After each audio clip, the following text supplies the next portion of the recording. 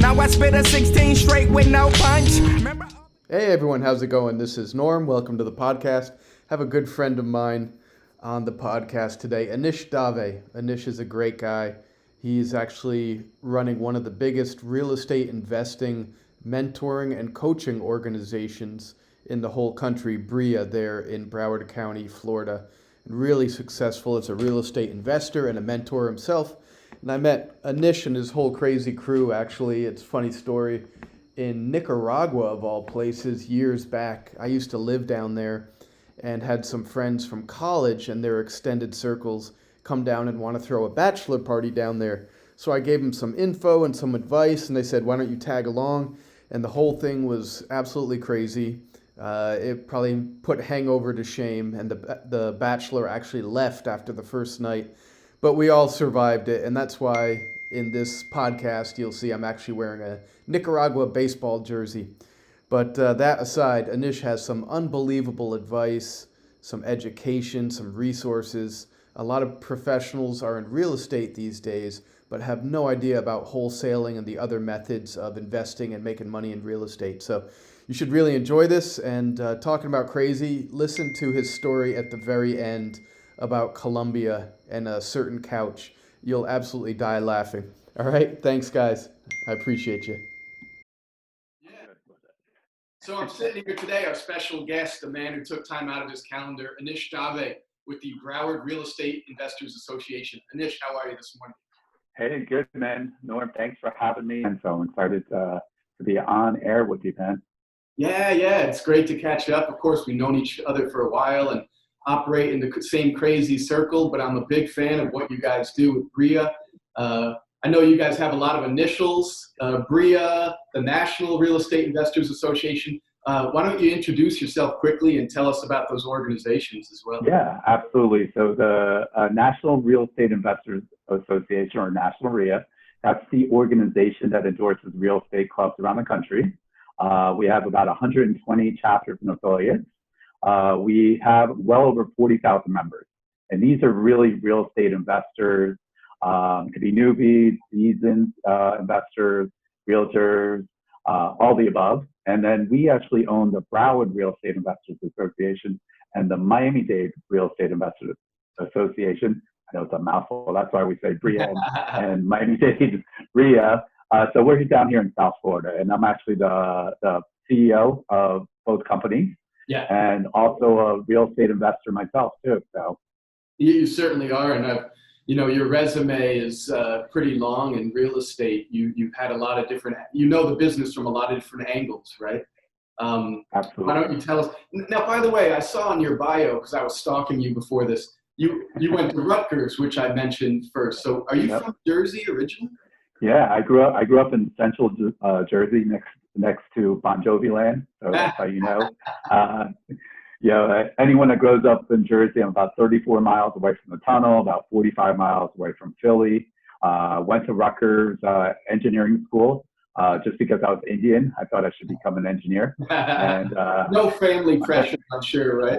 Just a little bit. They're hoping I'd be a doctor, but when my mom saw that I passed out when they took my blood, she said, "Oh Lord, I hope I'll better send them to engineering school." And I went to engineering school, and I realized I did not want to be an engineer, and I just had a passion for business and finance, and got sick of the cold, and I checked out and went down to school in Tampa, Florida, University of South Florida. So that's what made me come down here to Florida and stay down here. So. Smartest move of your life, huh? Absolutely. And the funny part is it's just too cold where you're up in Connecticut and Jersey. And, I miss the people. I miss the food, definitely.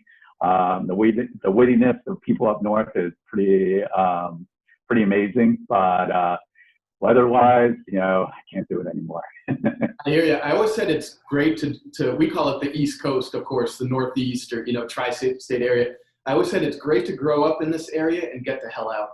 Because Absolutely. You sort of know how to deal with people. You have a thick skin. You're fast thinking. You know how to bust balls. But then you can sort of go other places and tone it down from an 11 to a 6. But it's better than the opposite. People who are moving to this area, they're in for a rough ride, huh? Yeah, and by the way, don't think I didn't catch you talking about that long resume. I think you called me old, so I got you, man. Hey, bro, I think we're the same age, so we're both old, and we're both knocking on the door, you know? But so you went down to South Florida, you had a little bit of fun, and you also studied some. And so you were a finance major, you said? Yep. Okay. So basically in Tampa, I got my degree in finance. Before I went back to or started my corporate world, I actually waited tables and bartended. Really? So I had a good time doing all that good stuff. And then eventually visited some friends in South Beach back in the day. And I said, okay, Tampa's great, but I'm ready to move to South Beach and cause some more ruckus. Yeah. And lived down in South Beach for about 10, 12 years. And then South moved Beach up is to Fort Lauderdale. insane. I mean, I was lucky enough to come visit you guys last fall, and that whole area is just insane. I can see why you guys love it. Yeah. Yeah, absolutely. So it's been a good little run down here.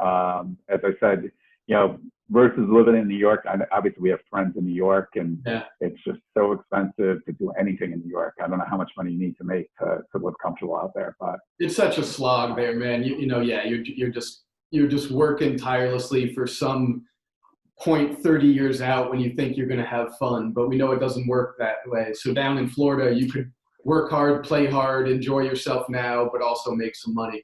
So you guys made a good move.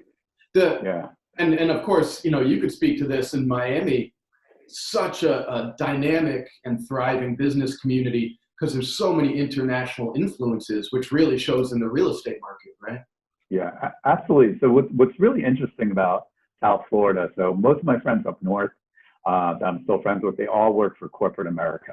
Okay. And I would say about out of 10 friends down here in South Florida, I'd say 8 of us are business owners. So there's really an entrepreneurial spirit. Meaning like up north, there's like big companies. Down here, it's hotel and leisure more often than not. So you kind of have to find your own way.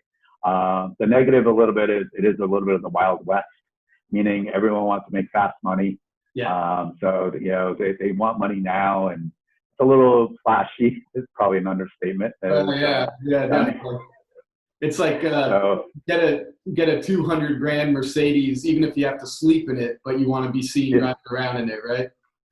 Yeah, I was laughing. I had a friend of mine, and she was with these developers, and they saw this. They're waiting for the valet, and this younger guy, and he had the Ferrari, and the older guys were making fun of him, saying, "Man, look at that! He's got the cheap Ferrari."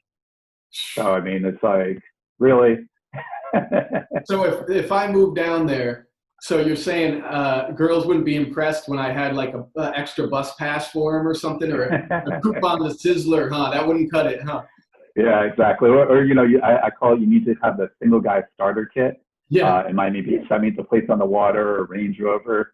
You got to be going out, spending $300 to $500 on dinner and drinks. Or, some white shoes and a big belt buckle, right, or something. Yeah. Yeah, you fit right in. Montana, right? You just described Tim. Wait a second. Don't beat me up, Tim. Don't beat me up. But man, that's awesome. So you got down there and you actually jumped after school and after corporate America. You jumped into, was it processing? Was it loan processing first? Yeah. So actually I worked for a bank and I was doing loans for them.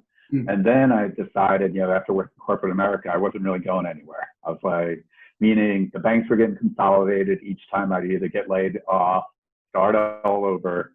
And, I had a lot of good ideas. And with corporate, they sound like great ideas, but if you don't fit the mold, they're not too happy. So my last time I got laid off, I actually wound up getting my mortgage license. Okay. And it was kind of funny because living on South Beach and my first little condo, and this is how long ago it was, my mortgage payment was $650 a month. My car payment was like $200. And my phone bill was like $80, and I was stressing. I was like, "Oh my God, this is the first time I've never had a paycheck." Yeah. So it's like, oh my, you went to the office and like, okay, so I have no clients. Yeah. And that's the beginning life of an entrepreneur. So I was actually forced into it. Meaning I got laid off, and I said, okay, fine, I'm going to get my mortgage license. I started thriving with my mortgage. Did you go to work? Once you got your license, did you go to work for a brokerage or did you start your own? Yeah, so I actually worked for a brokerage for a while. for about a year and a half. And then I realized that I was doing all the work and, it wasn't that hard to actually open up a brokerage. Yeah. And, for a minimal amount of money, I got in for, I invested about 10 grand. Yeah. And I was starting a business already, had a processor. And before you knew it, I was up to about 12 brokers working for me. Nice. And it was starting to thrive too. So we're starting to do pretty good. And this was back in, 2004. Okay. So when, so you rode the wave, brother, huh? Yeah, absolutely. Absolutely. And then, I don't have to tell you about what happened in 2007. The Great Depression or recession or whatever you want to say. And for me, I was buying a lot of properties and, I thought I was going to be, I kind of joke about it and said I was going to be done at 40. Yeah. And when I said done, I thought I was going to be retired. I didn't know I was going to get wiped out. And the problem was I was up to 28 properties, about $3 million in assets. The market crashed and I got wiped out. Yeah. So it went right down to zero. So that was zero is not a bad place to be with knowledge, right? Absolutely. And you look at any millionaire, billionaire, any success story, and people gotta fail first, and I think that's what young entrepreneurs are a little bit scared of. Now, you'd rather fail with someone else's money. You'd rather fail with the bank's money than your own, right? And you can learn, and this is a segue into what you guys teach in your mentorship. It's better to learn from other people's mistakes if you're smart enough and you're listening. But yeah, we all got wiped out in those years. But I know like Florida, Nevada, Sacramento, California, and those areas, especially, were some of the hardest hit in the country. So absolutely. Yeah. So you got down to zero, and then how did you build yourself back up?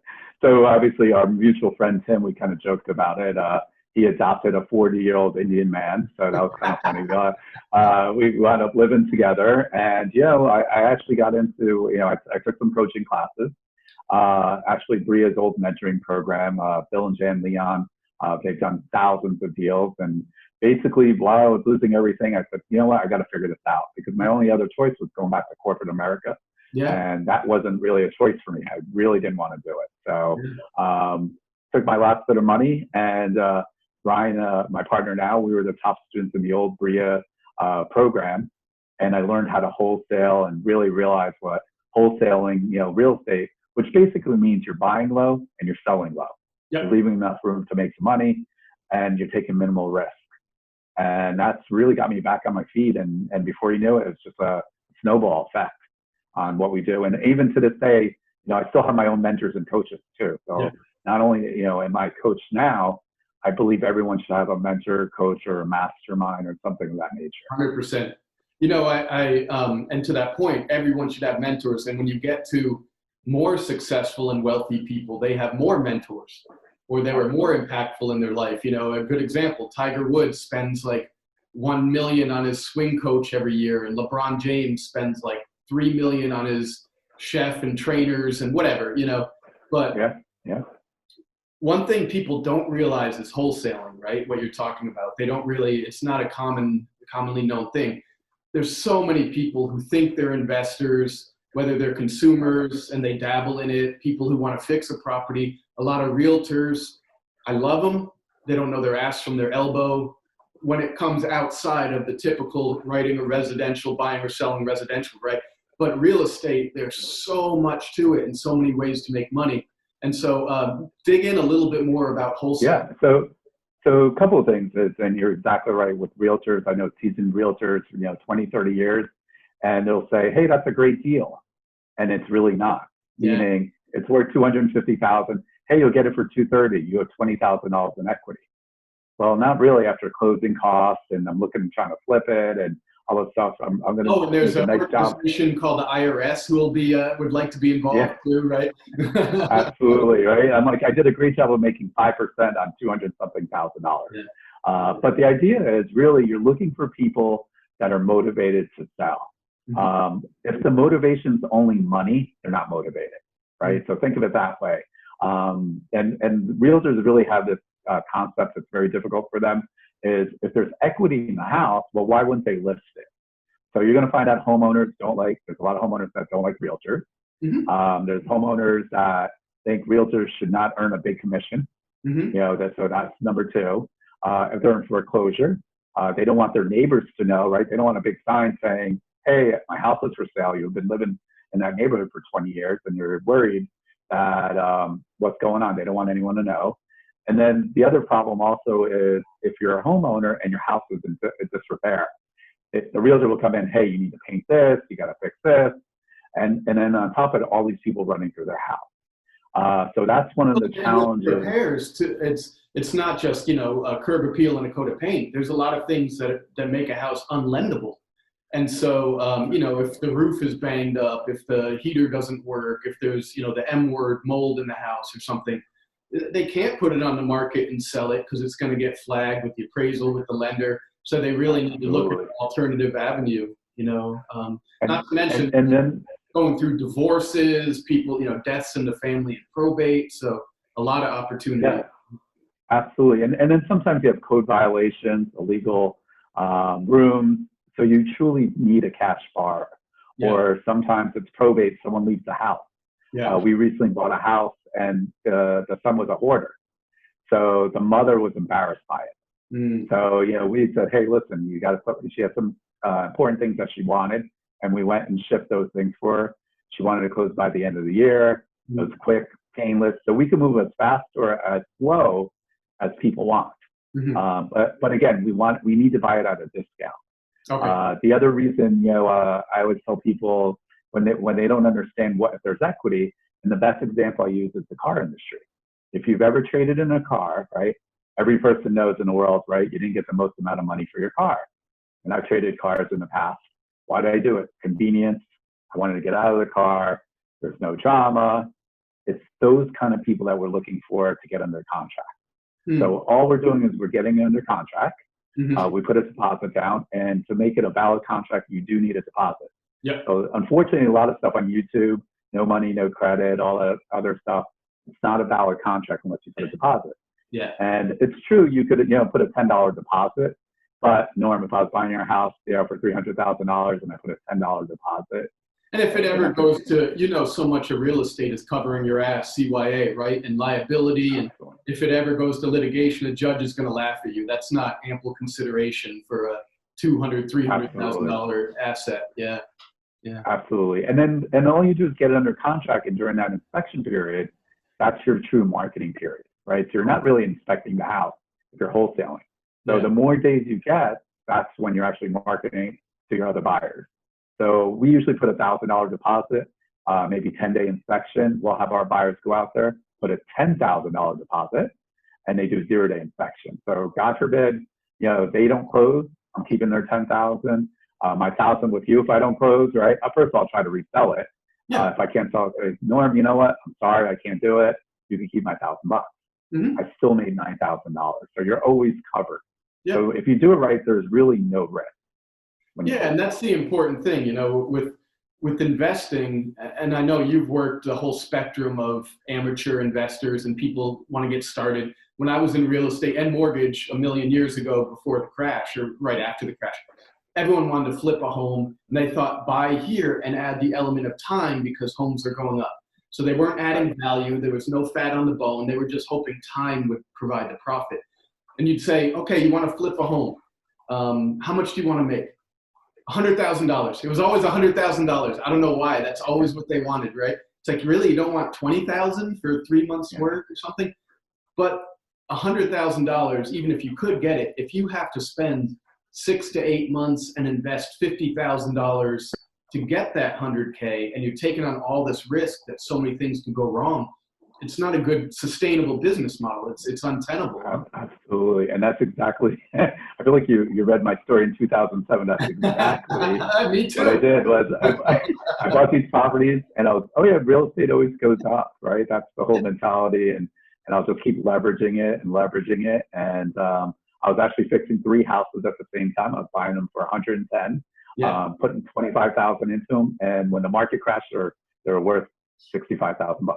Yeah. And it was just a domino effect. But exactly what you're talking about, that's the common thing that you always hear. And the other thing that we always hear, like we always joke about it, everyone's got a real estate friend that makes money, right? Oh, my friend does this, my brother does that. we probably get 2 to 4 calls a month where investors are losing money, right? You don't ever see on Bigger Pockets, which is an investor forum, or the TV shows Flip or Flop, or Dan Merrill's show. You don't ever hear them talk about how they lose money. Yeah. Ryan and I, we were kind of joking about it, but we want to just do a TV show called Flop. Yeah. To show people losing money on deals and show you what really happens on there. With no conclusion at the end, the camera just zooms out. They're crying in a parking lot, and they're just shattered. Okay, next episode. Yeah, that'd be wonderful. Yeah. Or my wife just yelling at me. You did this again. Hey, it might scare some people straight. Like exactly what you're saying. I know you guys probably 80% of vetting and scrutinizing a deal, it happens before you ever even step foot in the property, huh? Absolutely. And actually the biggest learning lessons are the deals you don't do, right? So you didn't make any money, but you didn't lose any. You didn't get yourself in a bad deal. Yeah. Just because you're, that realtor that's not an investor, just trying to get their commission, pushing you. Oh yeah, Norm, perfect deal. You'll make this amount of money. Yeah. On that portion, right? So you always have to do your own research. Sometimes the one you walk away from is the best investment you'll make. So you guys are like specialists in wholesaling. There's really not anyone in the country that probably does it better than you guys. And you teach through your organizations as well, which we'll talk about in depth. What typically, I know it's a big range, but what are you seeing for walkaway profits, actually net profits for you guys or some of your clients with wholesale? Yeah. So we're actually averaging $25,000 a flip or wholesale deal. And our price point is under $300,000. Yep. The national average is usually $3,000 to $5,000, which is still great. I mean, to make $3,000 to $5,000 and not do anything to a house, maybe take a couple photos and market it. I mean, you can't beat that. Our numbers are higher because we're going after off-market properties. And when we say off-market properties, we're talking not listed with the MLS or an agent. The whole job of an agent is to get the highest price. Mm-hmm. We're looking directly, for the homeowner, cutting out the middleman. Even though I'm an agent, we have nothing against agents. It's just one of those things that their whole job is to get the highest price. And sometimes, they're only thinking about their commission, not the best thing for their clients. Well, I mean, they provide a valuable service. I'm a full big believer in, realtors and what they do, but it doesn't mean every single house and every single situation is appropriate for a realtor, like you're saying. So, sometimes if you could just shave off that 6% to get started, then it really is a benefit to the homeowner. Yeah. Yeah. And then the other big thing is we also have a 10,000 plus cash buyers list. So what that really means is that, we get it under contract and we have 10,000 plus people that are getting an email of how they're going to make money. Wow. So we have like the mom and pops, right? They're looking to buy one more property. Unfortunately in South Florida, there's a lot of people that have access to money and have no idea what they're doing. So they're gonna, hey, Norm, you seem like a go-getter. Why don't we buy houses? I'll put up all the money. So they're not really evaluating correctly. And then we also have hedge funds that buy directly from us. Wow. Hedge funds are, $100 million fund, $150 million fund. And for them, they're not knocking on doors, talking to homeowners. Yeah. They're buying it from wholesalers, and their whole job is to spend the money. If they don't get any more money, if they don't spend it, they don't get any more money. And their ratios or what they're doing, their risk level is different when you're buying 500, 1,000 houses. You might lose a couple here, you might gain way more here. So, but there are everyone's got a different. You could build that conservative approach into their ROI. They're not looking for 30%, 40%. They're probably happy with 12%, 8%, but low risk, right? Yeah. And the other thing that's pretty interesting with those guys is, remember, if they're actually fixing those houses, their contractors are salaried people, right? So like someone like me, I'm paying per job. Yeah. So as salary, so those costs might be less. Number two is materials.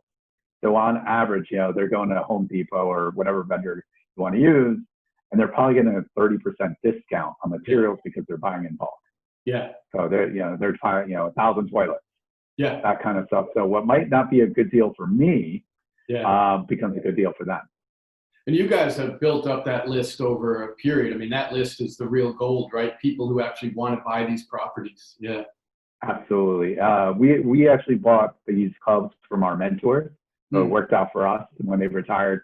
So they've been building a list since 1989. Wow. So we're just constantly adding, and of course there'll be people that fall off.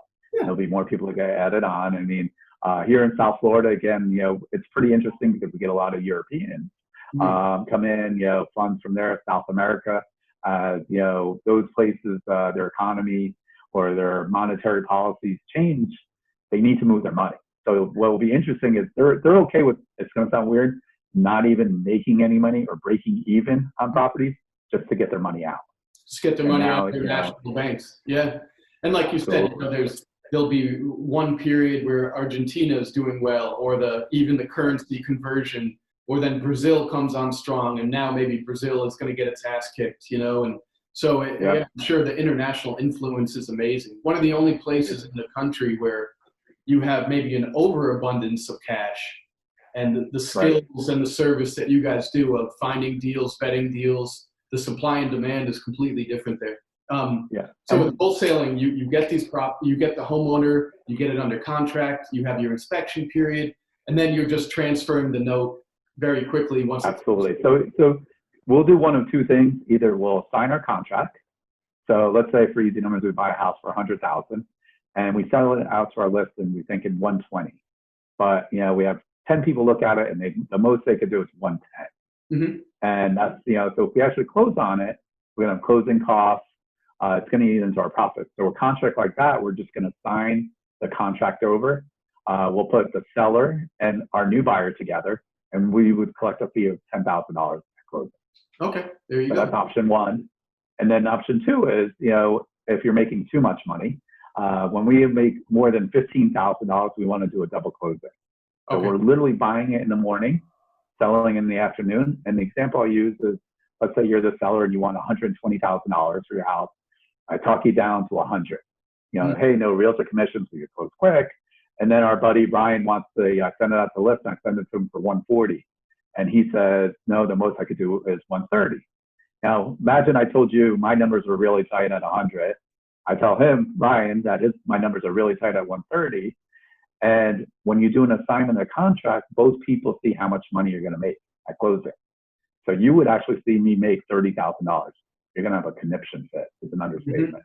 So, well, Ryan, so literally I will close in the morning with you, take title, and I'll sell it in the afternoon. Yeah.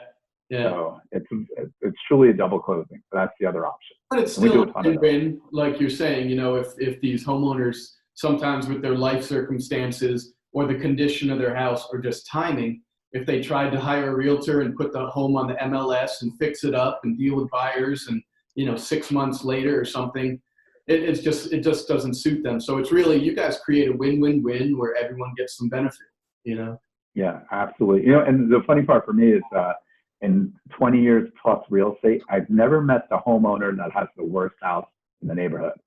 It's really? Always when I talk to the homeowner, meaning they're like, oh, my house is better than so-and-so. Oh, yeah.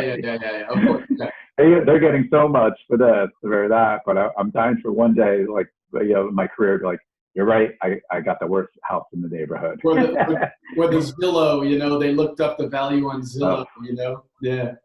When I was in real estate, we called that the gold-plated birdbath syndrome, because their house could be a piece of shit, but they say, but look, I put in this beautiful faux gold-plated birdbath in the backyard, so it should be worth $20,000 more, and it's like, no, it doesn't work like that. I'm sorry. Yeah, absolutely. So in all your years doing wholesaling, and for your clients too, or your organization, what's the biggest profit? What is one of the glowing success stories? So one of the best profits we did with a student was we bought a triplex for $95,000. It was abandoned for 5 years, $7 million in lien from the city. We got it negotiated down to $15,000, and we actually flipped it, and we made $110,000. And was that one of those same day turnover? Yeah, it took about 15 days after we closed on it. And we're just waiting for the other person to buy. But yeah, we didn't do anything to it. We already had it under contract. So we actually doubled our money. And we actually, we taught our students how to use their retirement accounts. So we used a self-directed Roth IRA. So the money was tax-free too, on top of it. Smart. And that's also good. And I want to delve into more of the services and the mentoring and the coaching you guys provide. But $100,000 is great. But if most people can't manage their money day to day when they have no windfall, then they're certainly not going to manage your money correctly when they get a windfall, right? We both know it's not what you make, it's what you keep. And so this is zooming out from real estate into financial planning a little, but that's good that you guys give them some strategies with taxes or investment so they don't go blow it all on something stupid. Absolutely. And of course, I have to give my disclaimer. I'm not an accountant or or a lawyer giving any legal advice. This is for illustration purposes only. Yeah, but these are the things that you're doing. So that's what we teach is that, hey, the first job is to make money. The second is to keep it legally, and that's not pay your taxes legally. Yeah, and taxes is such a big problem. I mean, people are used to buying or selling primary residences, and they think, they have this huge $250K exclusion per person in a married couple. So you're basically, as long as you've been there 2 years, you're not even worried about selling a prime. But with investment properties, it's a whole different ballgame. Huh? Absolutely. So do you guys work with some good CPAs and tax planners? I think I know one of them. Absolutely. And so that's the great thing of having a real estate investors association. We literally have like a power team. Yeah. We have accountants, hard money guys, you want to use your self-directed IRA, flooring, title, you name it. So, in real estate or any real business and you want to leverage, you need a team. Yeah. So we're usually, your local REIA or Real Estate Investors Association is that resource that investors should use to build that team for you, because you can't know everything. I'm not an expert by any means on everything, but hey, we got a problem with this, I'm going to call one of our lawyers. If I need to call the city, we're friends with city people. We're actually friends with the mayor here. So whatever we need to do, it's important to build a team and then also be reputable, right? So, do the right thing. Your reputation's worth more than one deal. Yeah. Bad things get around pretty quick, especially in whatever niche you're in whatever the haters are always loudest, Yeah, absolutely. No, it's true. And about the team too, you really need to surround yourself with people who are smarter than you, which for me is surprisingly easy. Everyone's smarter than me. But also, hey, me too. but also specialists, right? And when you try to, maybe people, their ego gets into it, or they try to cut corners, or they don't want to spend that $200 per hour for the attorney, and they try to, that's where you get in real snags. So also with contractors, like my paradigm is California, right? That's what I know, and I know about buying, selling, fixing, and all that stuff. And finding contractors in California is insanely hard. It's actually sometimes the hardest part of the whole real estate equation. And when right now, you call someone out of the phone book or whatever, and it might be 3 weeks till they can even take a look, and they're going to charge you, $40,000 for replacing some cabinets or something. I mean, it's obscene. So you guys have that part of the equation handled too, right? Absolutely. And one of the first mistakes I did when I started flipping houses, I took the lowest price on a contract from a contractor, and lo and behold, and I wasn't on top of him. He didn't show up for the project for 3 weeks. Yeah. So the cost of money, and then at the end, I had to fire him. It cost me more money. So it's not always the cheapest. The other thing you always have to worry about is, your contractor, is he stealing materials? Is he using it for other jobs? When you're actually fixing houses, you got to realize every day that goes by, it's costing you money. So I always kind of joke about newbies. Oh, I don't want to spend the extra $100 on the faucets or the trim in the bathroom. They're trying to save $50 here, but their contractor didn't work on the house for a week. Yeah. And, you're talking about $300,000. It's costing you $100 a day, and you're worried about 20. Stay away from unlicensed, the meth heads and the crackheads who talk a good game. Absolutely. You're not going to win with that contractor, and I speak from experience. Yeah, absolutely. So, other than the wholesaling, what are some other things you guys are doing? I know now you guys are really, really ramping up the short sale department because you see the writing on the wall, huh? Yeah, absolutely. So nationally, we're looking at 4.3 million people in forbearance, which means they're not paying their mortgage. To give you an idea, in 2007, it took 2 years to get to 2 million. Yeah. So we've done that in 10 weeks, right? And it's going to be the same culprits that you talked about: Florida, Phoenix, Vegas, Sacramento, and Jersey. We're going to see those spots. So the only way to get out of this mess is going to be investors, and it's going to be a lot of short sales where we're negotiating with the bank to get a lower price. And, it's going to take investors to get us out of the economy. It's usually housing that gets us back on track. Yeah. And the only good end of it is I think it's going to open up a lot more affordable housing too, because I know there's a shortage right now of affordable housing. But yeah. And the other good, to your point, in 2008, it was real estate and mortgage with all the funny money that maybe precipitated the crash. This time, it's those sectors are probably the only pillar that's still holding up the sagging economy, right? And with interest rates this low, I mean, and I'm not rosy or optimistic about where our economy is going at all. It's going to be a slaughter. But, with interest rates this low, like you said, I think there is some opportunity to take these properties, rehab them, maybe reassign, to new owners or banks or short sale, and then get them back out there for affordable housing. So there is opportunity. Absolutely. Yeah, it's definitely, how about this? Speaking of the coming economy and what's going to happen, if you were going to describe the real estate market that's coming in the next 2-3 years as a movie, what movie title would it be? Wow. And not a porn, like get crazy with it. Not something freaky. Shoot, that's a kind of what. There goes all your options. Yeah, there you go. The Longest Yard. No. We're fucked, part 2, huh? Wow. It's kind of funny. I think it'd be almost like a Rocky movie, meaning like the underdog. Everyone's feeling that they're down and out, and it's a time for an underdog to really prosper. Work hard, train hard, have the right team. Yep. And then you're ready to do it. I mean, I think it's just it's the situation of half the glass is half full or half empty. I think the people that are really committed are going to come out of this with flying colors. And what they're going to say, fast forward, I would feel like, let's say we had this conversation in 10 years. Yeah. Right? Hopefully I get invited back to your podcast in 10 years. And we're going to talk about 2020. Remember those days? And we're going to talk about the good old days. I know there's a pandemic. I know that was happening. But on the real estate side, we're going to say, wow, that's really, that was a turning point for my business. And this is how I'm able to actually, leave a legacy for my family. I think you're right. And I think, that's a good look at it because there is so much opportunity for, let's say, first-time buyers.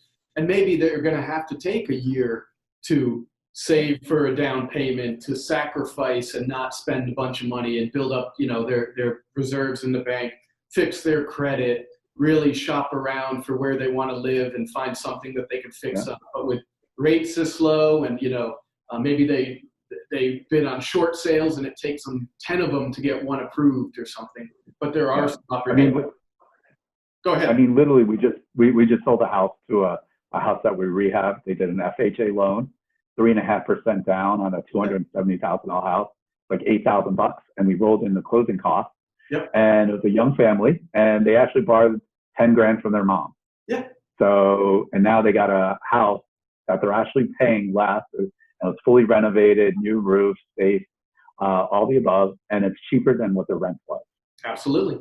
And so they're kind of winning. In this country, it's still the benchmark for the American dream, building wealth, building a net worth, and our home ownership rates were damn near almost 70% during the last heated cycle, which was way too high because it was all stated income, no doc, no money down.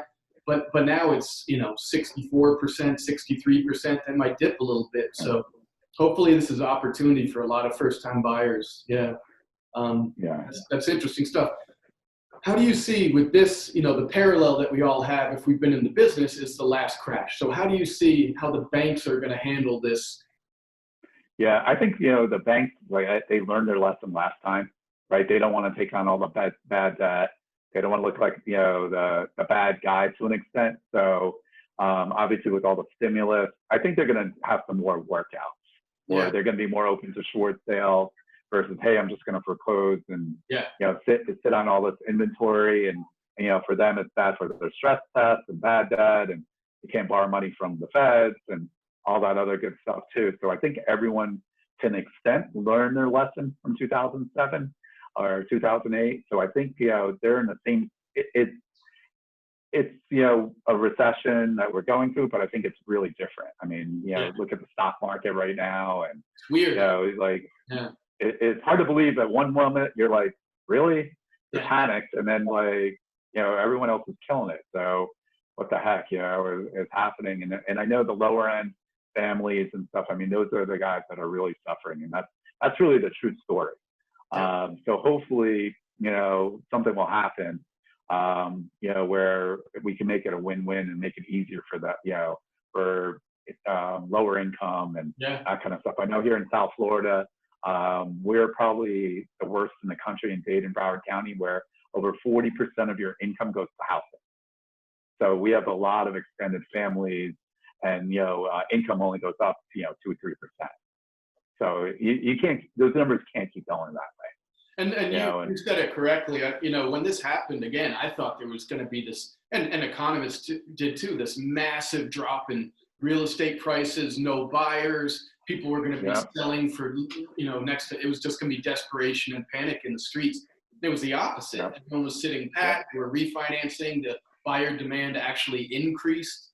The trends maybe shifted to suburbs or, bigger properties because people were more at home. But the real story we're seeing now is that the 40% of the economy that's on the bottom rung financially, they are getting, they're the ones in line at the food bank. And there was two people in a young family, they were both working 1 or 2 jobs each, and they were just scraping by, and now they're destitute, man. So it's sad, but it doesn't affect the real estate and housing market as much, because those weren't the people that could afford to buy anyways. And that's sort of tragic, but I mean, with what you guys do, big picture, you're providing a lot of education. You could probably empower people to either buy a house, or people forget, if you groom good landlords, good investors, they're going to provide safe, clean, comfortable housing for these folks as well. So it really does. And the thing is, some of our advanced guys, which I like, is they'll fix up the houses, they'll be good landlords, and now they're actually seller financing the tenants, right? So small deposit, they've been living there for 2 or 3 years, and what they try to do is ideally match their payment to the mortgage. So now they're actually transferring ownership, and when they own the house, right, and as an investor, usually as an owner, you're going to take care of the house better than a renter. So it's a good way. Option to buy or something, right? Yeah, absolutely. Or it's true seller financing. Okay. Literally, I'll put up, let's say it's $100,000. You put $2,000 down, and let's say your payments are $800 a month, and your rent was $1,000. I could almost match them. I could do whatever interest rate that makes sense. I could go, since I'm the bank, quote unquote, I could go 15 years, 30 years. I mean, I could really even go 40 years if I wanted. And I could do interest only, whatever it is. And then maybe 3 or 4 years, you can refinance me out. That's make it a win-win all the way through. So for me as an investor, I'm getting cash flow. Right. And then I don't have any headaches. And for you, you're getting a house.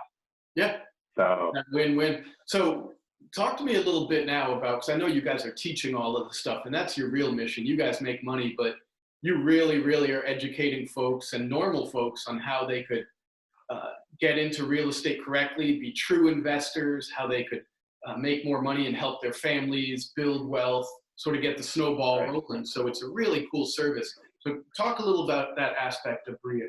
Yeah. So, one of the things people ask us, why do we do this? Right. And for me, the why is, I spent a lot of money on a national, coaching program, $50,000. And unfortunately, the coach wasn't local. They made all the money on education, and it was a challenge.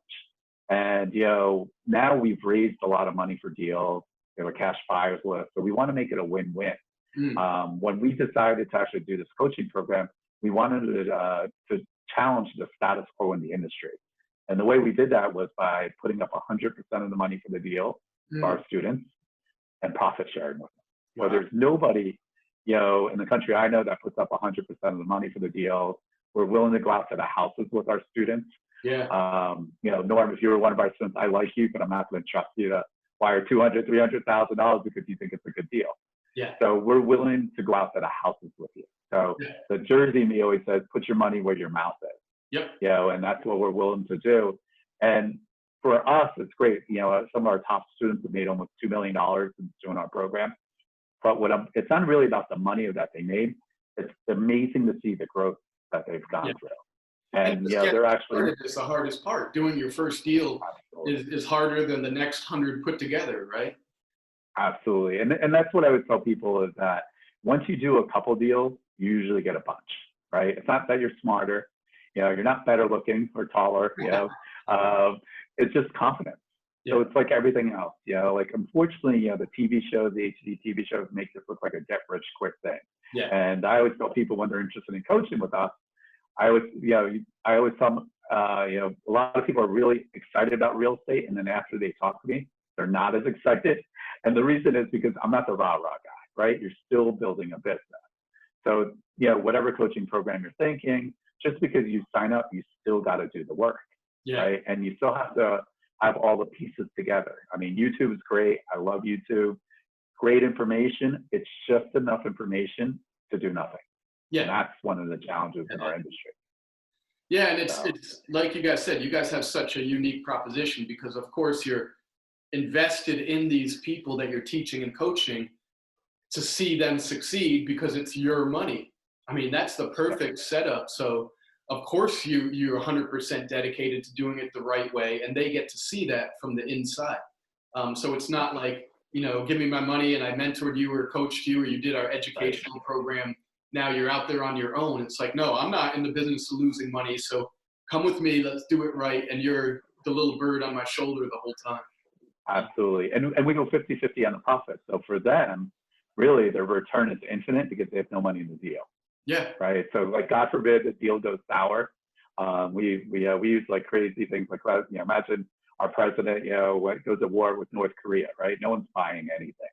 I'll be stuck with a nice little 3-2 somewhere. That's not going to be, that announcement won't be till after 4th of July, I think. Then when that's coming, though, that's coming. Absolutely. Right. So like, I mean, we'll get stuck with the property. So yeah, the student didn't make any money, but they didn't lose anything. They're not on the hook for anything. The number one reason students or people don't get deals in real estate because they don't have any money. So we take that excuse out of our students' mind. Yeah. Number two is if I had someone come out to the house with me and we're willing to go out to the house with you. Yeah. So now, as my dad always said, it's like, well, now what's your excuse, right? Yeah. So it's always like we push it back on our students. The idea with any mentor or coach is to protect you from yourself. So even my coaches, they mess with me and say, hey, it's really cute what you're doing, Ish. I'm like, cute. He's like, when are you going to start doing $10 million projects, $20 million projects, right? And so the point is that everyone still has that fear. It just might be different level. Yeah. And you have to get over it. In the business too, there's always the zero you could add because your mentor has a mentor who's saying the same thing to him, right? But you can't skip steps when it comes to education, experience in life. Like I said, you could learn as quickly as possible. You could accelerate your learning curve by, investing in coaching and mentoring and partnering with you guys. And you can learn from other people's mistakes, which is most valuable. But you can't, everyone wants to hit a home run. It's like, how about just getting on base and hitting a single this time, and then next time swinging for the fences, Absolutely. So let me ask you this: with when you guys take on these mentees, these coaching clients, is a lot of what you do teaching them how to find deals and how to talk to potential sellers? Yeah. So a couple of things, right? So we go there, like, don't be a shark, right? I hate to say, especially here in South Florida, like, I'm an investor and you're not going to sell to me. I heard a homeowner tell me that they were in foreclosure and they didn't want to sell to them because we were already under contract. And the investor is driving away. Don't worry, I'm going to buy your house when it's in foreclosure at the auction. Like, what? So, I mean, people are like that. It's ruthless, when you're talking about money. But the idea is really to show them how to find properties, how to evaluate them. And the concept is really to put people first. So let's make it always a win-win. Listen to what their needs are. Yep. Sometimes it's not money. Sometimes it's, as I said, it's, can you move, or they live out of state, they live in Connecticut. And, unfortunately, someone passed away, they leave you the house and, You say, listen, can you send me whatever, that table or that chair there, that means so much to our family. So you're going to go ahead and listen to what their needs are. Yeah. If they're in foreclosure, what happens with them is that they always, they're in trouble, right? So they're already mad at the bank, Yeah. right? They're mad at the mortgage guy. They're mad at the attorney. They're always a number. Yeah. The idea is to really treat them like a human being.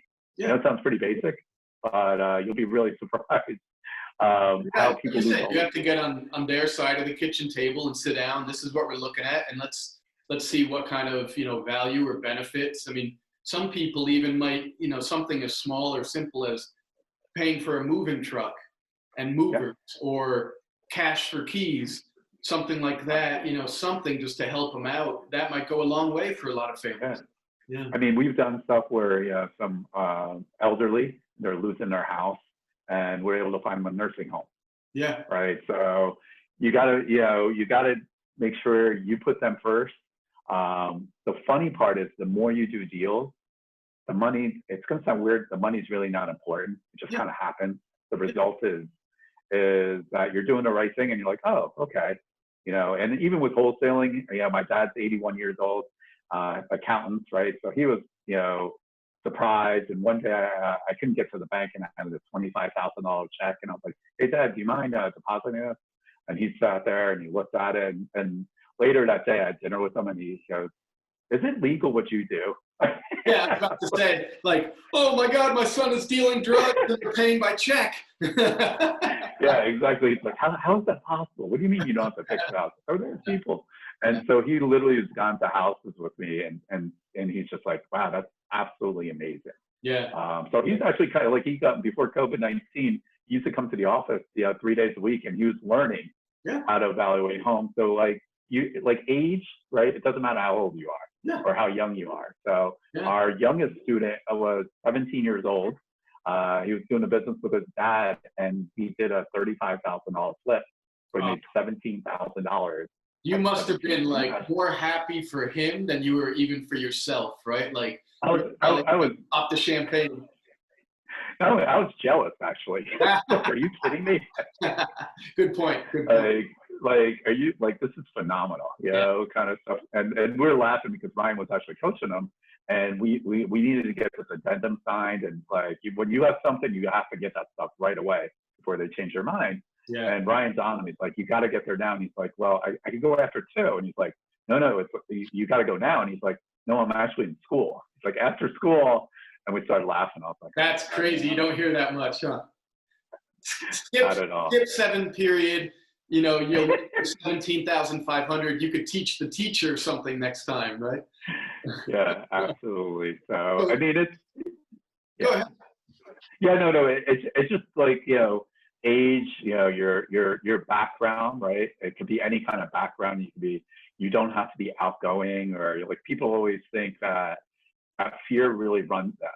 So one of the things that I kind of joke about it is you get to create your own person. So maybe Norm, and I know Norm's not shy, but imagine you're really shy and you're in the real world, but Norm, the investor, could be the person that you always wanted to be. Mm-hmm. Remember, the homeowner doesn't know who you are. Yeah. So you get to create your own being of who you want to be, and what you want to do. Yeah, that's great. And when you're helping people, then you're not worried, like you said, about, it's not about your sales pitch and how smooth you are with delivering your lines and how you're going to schmooze. It's really about empathy.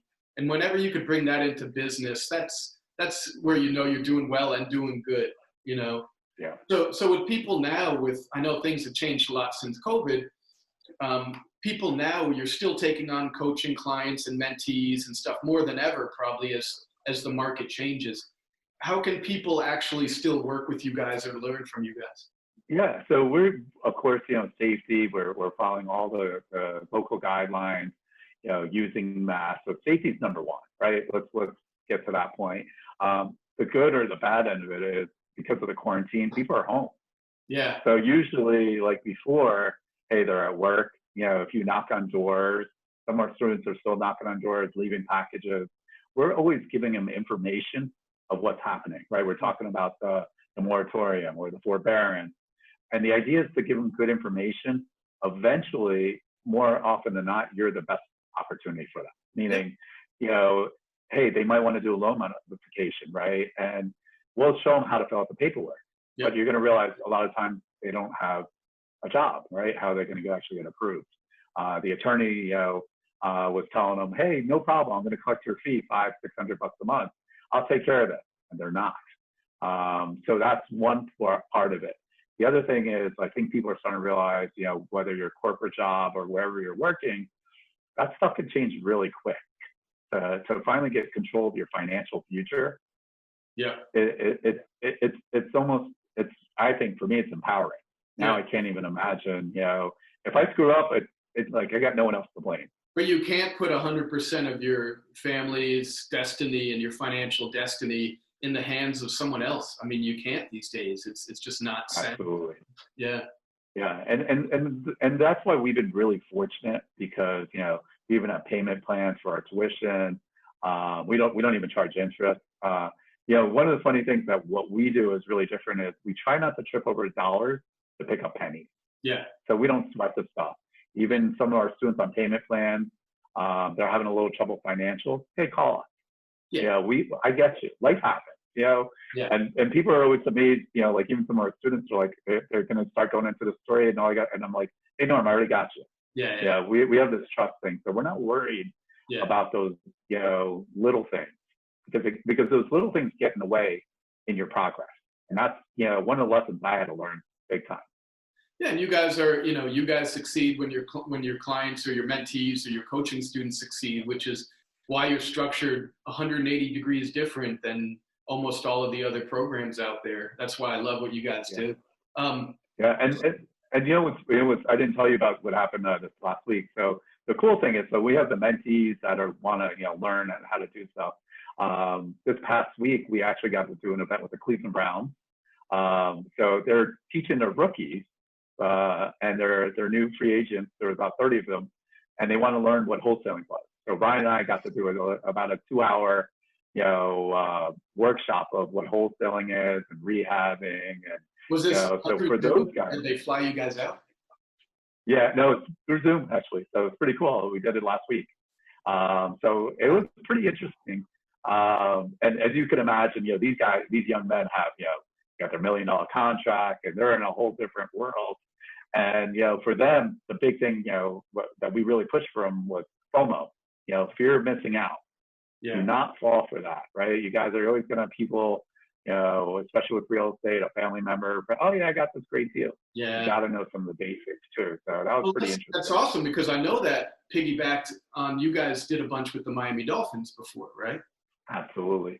Yeah. Cameron Wake and Kenny Still, well, I guess they're ex-Dolphins now, but, one of the things I do want to really, shout out to those guys is that you always hear, especially with the athletes, like on TMZ, all the terrible things and that stuff. These guys, including the guys on the Cleveland Browns that we do, unbelievably polite, ask the right questions, respectful. I mean, I could, especially those Dolphin guys, when we did the 2-day boot camp, I mean, you couldn't root for these guys anymore. I mean, they're just phenomenal human beings. And so you always hear all the terrible things about athletes and they did this and that stuff. I wish, someone would, pass the word. They're all not like that. So, and most of them are. Interesting in that it's cool you guys are helping them, because people go, oh, they make millions of dollars. That is a brutal industry. There's no margin for error, both athletically and financially, right? Because the average career for a running back is what, 4.5 years, if that. Yep. A lot of these guys will have one chance and one chance only at a big contract, but they need to make that $20-30 million contract to last them the rest of their lives. And then they have all the bad influences of family, friends. Let me borrow this. Let me buy this. Let me open a business. And so for you guys to give them some tools where they could actually protect and grow their money is pretty awesome. I could see why they were all ears. Yeah. Yeah, they were. As I said, again, they were asking the right questions, and Cameron Wake made me laugh. I think he signed I think he had $55 million in earnings, and I think he just signed that 2 years ago, maybe $8 million with Houston, and so and he was there, with his notepad asking the right questions, and had some real estate stuff too, and And, I've been on, Ryan and I went to New York also, and we did an event with 31 NFL players. And, So cool. we've been working with Compass Real Estate, which those guys, Ben Moss, who runs the sports and marketing division, is a personal friend of ours. So it's not only, like newbies and stuff. So you're thinking these famous athletes, and they're in the same situation.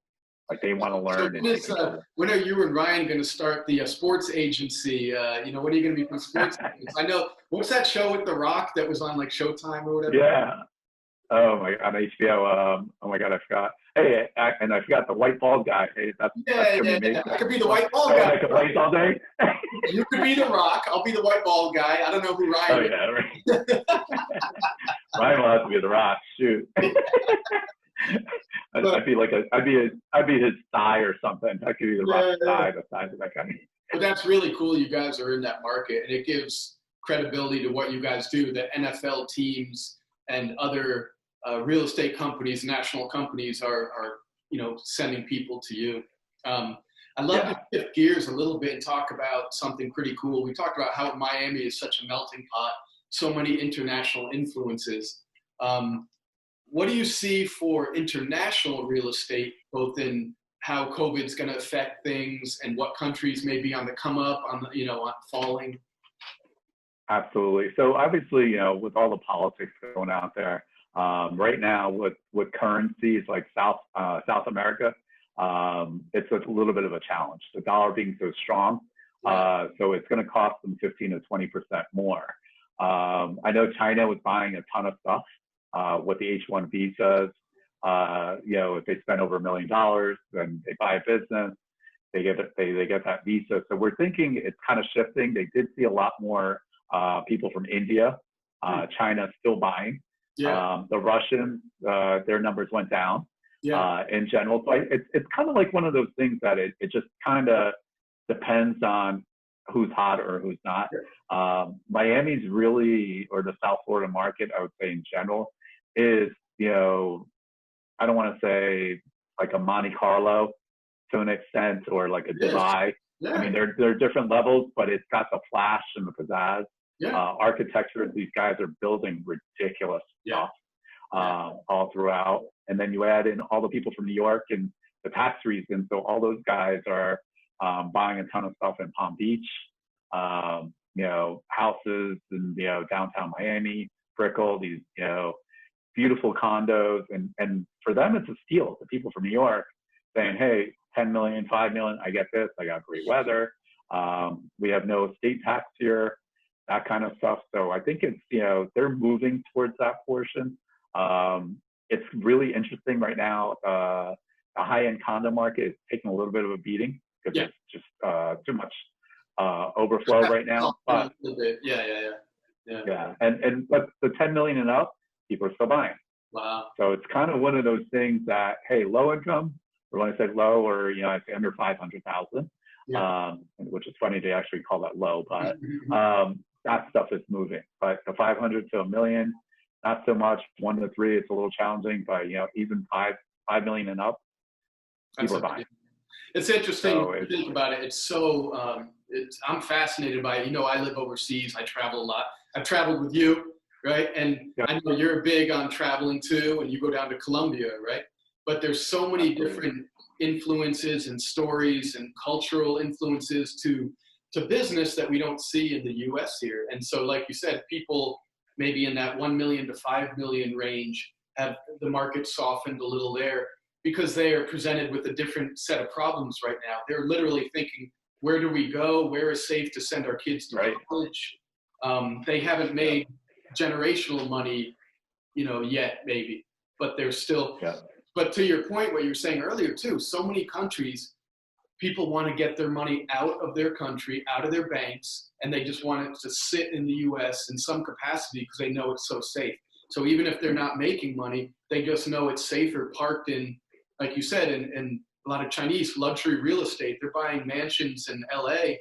and they're there 2 weeks a year, but it's safer just to have their money in U.S. real estate. Yeah, I have a very good friend of mine that I went to college with. He works for a hedge fund, a bank out of London, and he's from Bahrain in the Middle East. And he's just worried the same thing. He's got property, he's got a building.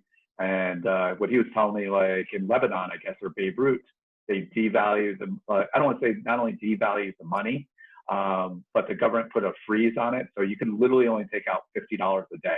Yeah. So imagine your money is stuck. Yeah. And so he's even looking at, hey, I'd love to get my money out. I don't care if I take a loss, 20%, doesn't matter to me. And I'd rather buy some properties in the US. It's safe.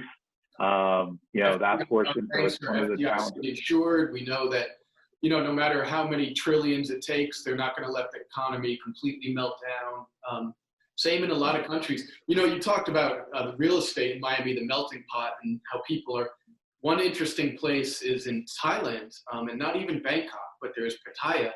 Do you know about Pattaya a little bit?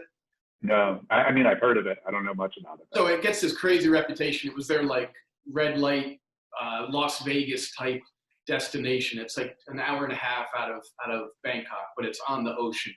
So it's increasingly, it used to be super scummy, and now it's getting a little bit more gentrified. You see a lot of, believe it or not, families and just regular people, not party tourists that are going there. But the real estate market is insane there because it's probably the biggest like money laundering operation in the world, where you spoke about Russians. So many Russians will come in and just buy a condo. So many Chinese, they would open these massive, 2,000 unit brand new condos. Before you could even go in, pre-sale, there were lines of Chinese people with cash in bags. And before they even saw the property, they were putting down the whole amount, deposits and stuff. So all of those things will shift, but you get people from all over the world just parking their money there. I think that's money, Yeah, and just to your point is that's why the world is so global. Yeah. So especially here in South Florida, like you want to know what's going on with current events. Yeah. Other countries or that kind of stuff. The same guy, like he's Arabic, and those guys. He was saying he's got clients in Saudi Arabia, Qatar, and some of those guys don't like investing in the U.S. because of political reasons. Yep. They said, hey, they're not treating the Arabs the same way. So that was number one. Or, some of these countries, they have no taxes, right? So for them, hey, I might make 8% here versus I might make 7%, but I don't have to pay any taxes. And knowing those what the U.S. don't realize is people around the world are so much more savvy than we give them credit for, right? And when you live in Bahrain or Thailand or Saudi Arabia or anywhere, England, whatever, and you want to do business internationally, you have to know your own country's rules, laws, restrictions, taxes, but you have to understand the U.S. as well, because we are in everyone's Kool-Aid, right? We are in everyone's business, and like more people abroad know line by line the visa policies of the U.S., the buying real estate policies and like that than we even do in our own country. Huh? Yeah, totally agree. So yeah, interesting. So do you own property in Colombia now, or do you still go down there some? Yeah. So my wife is Colombian, so that I still go down there. I actually sold the house I had there. For me, it was the same thing because I was kind of laughing because first of all, the dollar was strong. Yeah. So I was able to sell to someone that for $1, and I made 20% on just the exchange rate, which was great versus pricing. And then it was cheaper to rent. So what I was really worried about, maybe kind of laugh to an extent, was so all these Colombians, and they're all trying to get their money out, right, to bring in the U.S. and on returns. And here I am trying to, why would I want to buy right now as an investment? Unless it was like a true vacation home, I get it. But I'm actually better off, actually buying an investment property in the U.S., keeping the rental money and using that money to go up there for about a month or so, and would go up there for a month and, move around, right? So, and you travel a ton. So one of the things that I'll give you the negative of actually owning the house in Medellin was that once you own a house, like, you don't want to go anywhere else, right? You feel like, well, I'm already paying for something over here. Well, why, I don't want to go check out Brazil, or I don't want to check out this because I only have a certain amount of time. So you almost, let's go to this small town, or let's go to this beach area over here. It becomes sort of like an obligation, or you're have your business. right. Okay, I need to rent it, or it could get really bad, and you could have someone maybe do something inappropriate on your couch, maybe when you're gone. Maybe. Would you like to speak on that at all? Would you like to tell that story, or is that? Absolutely, I don't mind telling that, which is pretty funny actually. So, a house in Columbia that our mutual friend that we owned, and remain named. we had a exactly, and we had our driver, right? So it's very cheap overseas, as you know, to have a driver, and he's also washing our house and gave him the keys and all this other good stuff. And the irony was I was dating a girl, and unfortunately sometimes Colombian women get a bad rap, so I didn't want to leave her the keys, so we left it with our driver to keep an eye on it. And one day, a Sunday morning, like 9 o'clock in the morning, my phone is blowing up, like 5 calls in a row, and I'm like, what the heck is going on? And 2 of our friends are on the phone, and they're like, are you near a computer? I'm like, yeah. Like, what do you need? Check this out. And I click on it, and they send me some porn. I was like, really, guys? I mean, literally 19, you're going to send me porn. He's like, no, take a look at it. And looking at this porn, I'm like, all right. And he's like, look at it. And I was like, oh my God. And I was like, why? Do we know the girl? So I thought it was someone we knew or we were friends with down in Colombia. And then I look closer at it, and I watch it, and it's in our apartment. It's our couch. So the long story, the short of it was basically our house has probably been viewed over 1 million times, our living room. On that portion. So that was one of the fun. I mean, it was pretty funny actually overall. Well, the driver obviously just brought in friends, and they were, and with the million. Rented it out for money. Oh my God! With 1 million views, too bad you didn't have like a for sale sign in the back or a little banner advertising or something. But that's got to be absolutely. I mean, yeah, and of course, as we tell that story, the other person always says, "Well, how did he find out about it?" And he obviously has a niche of what kind of porn he likes. Yeah. So he put up Colombian porn, and that popped up. So that's how. That's how the house is. The house is more famous than I'll ever will be. Yeah, thank God. You don't want to be famous for that reason, man. Absolutely not. And I got to explain too with you and I, the reason I'm wearing a Nicaragua jersey, of course, is because we had a mutual adventure in Nicaragua, which was pretty fun a couple of years back, huh? Yeah, absolutely. We had a bachelor party without the bachelor. Yeah. So, it was all to an extent. We all got out alive with all our fingers and our wallets, and so everything worked out. Absolutely. I still think, Norm, you got to write the story about it. It will be, if you make that into a movie, it will be better than any of the hangovers. I think it will be, man. Swear to God. It will be. I think that should be your project. I know I'd invest in it. I mean, I know 9 guys that would invest in it. Get the podcast, man. I need to make that into the movie, huh? Too fun. Absolutely. Anish, man, can't thank you enough for your time. I loved it. I learned a ton. I know everyone else did. If people have questions for you guys, they want to get on your email list, they want to start thinking about coaching or mentoring with you guys, how could they get in touch with you? Yeah, so my phone number is 954-585-2274, 954-585-2274. Our website is www.breia.com. And my email is right on there, so anish@wjo.net. And lastly, my cell phone number is 786-277-7631. And again, it's not just about buying properties. If you got some real estate questions, maybe you're in a different market, so I won't know the specifics, but I could probably at least, lead you the right way, or, at least give you a good idea and consult you, no cost. Any friend of yours is a friend of mine. So I appreciate that. And you guys do a great job with tons of education on your website and YouTube videos explaining things. So you guys are all about empowering people. So Anish, thank you, man. And you guys you and your family stay safe and healthy down there, huh? You too, man. Thanks, Norm. All right. Yeah. You guys are ramping up. Is that a keg cup, bro? You drinking a A natural light? What are you drinking? What did they drink there? It's tequila. No, I'm kidding.